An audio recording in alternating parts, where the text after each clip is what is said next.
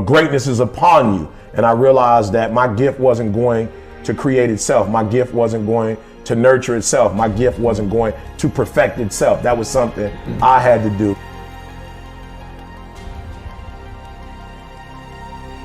And I think that's greatness.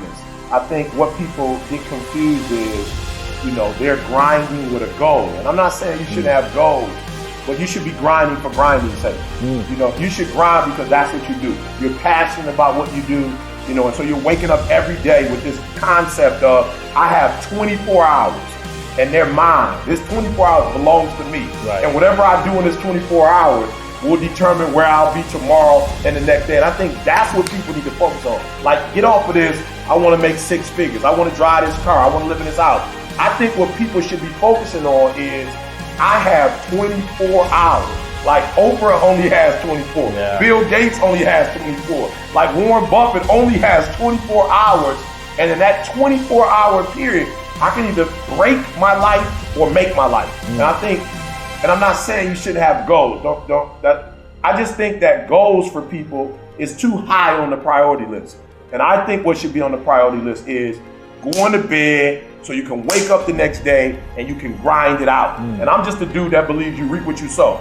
So if you're grinding on Monday, grinding on Tuesday, grinding on Wednesday, if you're grinding 6-7 days a week for a span of 5 or 6 years, something's got to come out of that. Sure. But if you're only grinding, on Monday you fired up, Wednesday you back to sleeping in, Thursday you got the funk of the world is on. Like, I've heard people say, Hump day. Hump day. What is every day is hump day. Like, Wednesday is hump day. Like, Monday hump day. Tuesday is hump day. Like, every day is hump day. And I think if we would spend more time on what's my goal, meaning what do I need to accomplish in this day to live this lifestyle, and you go after it, then I think more people will be successful. Well, no one was helping me out. So my dad made my mom kind of irregular. So she worked 3 jobs, went to college full time, so she was never around. One time this person drew a picture of me and said, "We're gonna kill you, nigger," on my Spanish notebook. And I took it to my principal. And my principal said, "They spelled nigger Niger." That was the best advice he can give me. So long story short, what I realized was no one was here to help me. And the feeling I had every morning, I started shaving my head when I was 16 years old. And the feeling I had every morning, I looked in the mirror, was horrible.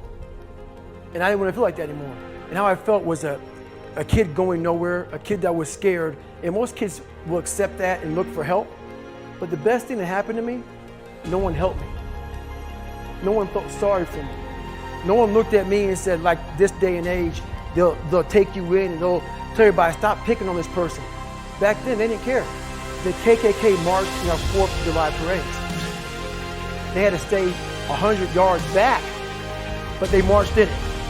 That's how this town was. And my mom cared about me, but my dad took our soul. And she did, do the best she could.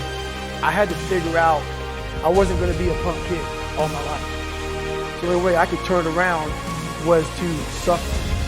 I had to build calluses in my brain the same way I built calluses on my hands. So I broke the Guinness World Record for pull-ups a long time ago, but I failed at it twice. And I did 67,000 pull-ups in trying to break this record. So to do 4,030 pull-ups, I had to do 67,000 for training for that. Wow.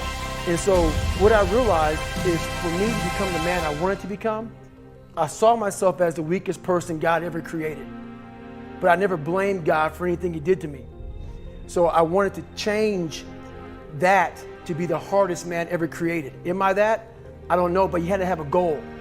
And my goal when I was sitting there, not going to school, being bullied, having no self-esteem, my goal was the only person that's gonna turn this person around is me. The only way I can turn it around is put myself through the worst things possible a human being can ever endure. And that'd be the only way that I can build this brain to handle anything that comes in front of it, callousing my mind through pain and suffering. Just do what you do. So many people are what I call they're game watching, they're scoreboard watching. Like every play, they're looking up to see where they are.